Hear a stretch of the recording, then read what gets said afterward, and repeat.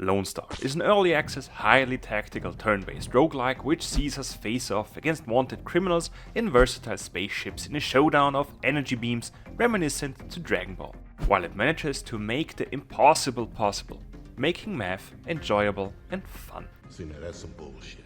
After many hours of an unsuccessful search for my calculator from school, I will show you what Lonestar is all about and if it is a real fun or a refund.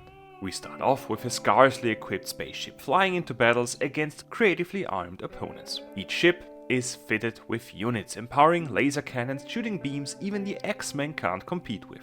The strength of the beams is determined by the amount of energy we slot into them, while the units fitted with said energy have various effects of their own. The goal of each battle is to either cancel out the enemy's beams or overwhelm them with higher numbers, damaging the hull and destroying them in the process. The amount of our ship's power is heavily affected by the pilot we choose, the artifacts we obtain and the way we use our paid vacation days between battles. But let's get down to the basics of the combat system before we anger more Americans with the words paid vacation days. Don't wanna get shot in the face. Each battle's turn starts out with us drawing energy cards, varying in number and color, with the higher numbers obviously dealing more damage, while the different colors limit the way we can use the energy. Our ship has units functioning as our equipment. These units are provided with slots we can put the energy in, and depending on the unit's effect, this energy either gets transformed into raw damage output for the cannon in the same lane, or support adjacent units with different buffs and status effects, to name a few examples. The units are therefore split into two types, attack and support. The at first seeming simplicity of the units gets increasingly more complex, since some units activate special effects when slotted with a specific colored energy, while others require a certain energy number or are counting down before activating. Luckily we can fit our ship with different units and switch them out quite easily outside of a battle, so we can change our game style literally on the fly. Get it? On the fly, since we fly through space! The combat system itself gets more facets with the enemy's units and their durability. Every opposing ship has a certain number of durability, which decreases with every landed hit.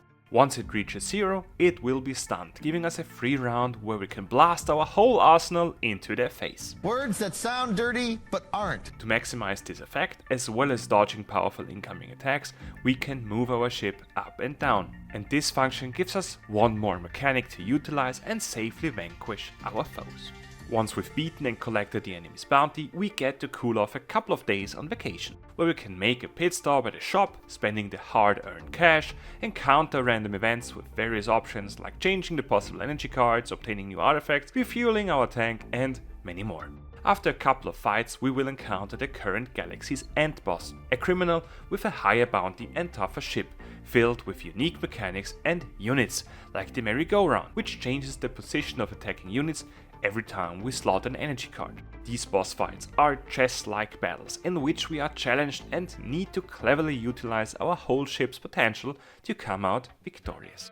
Finishing the end boss of a galaxy sees us getting promoted and traveling to the next one, with 3 regions waiting to be cleansed of their criminals, and once we clear them all and face the 3 bosses, we unlock more pilots, units, artifacts and even ships once the game releases more than the current 2, which will be on the menu for sure, especially since the developers are updating the game weekly.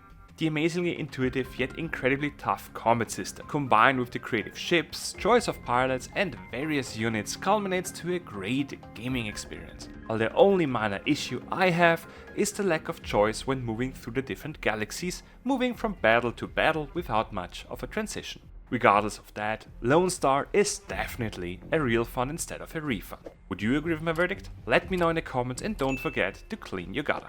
Words that sound dirty, but aren't.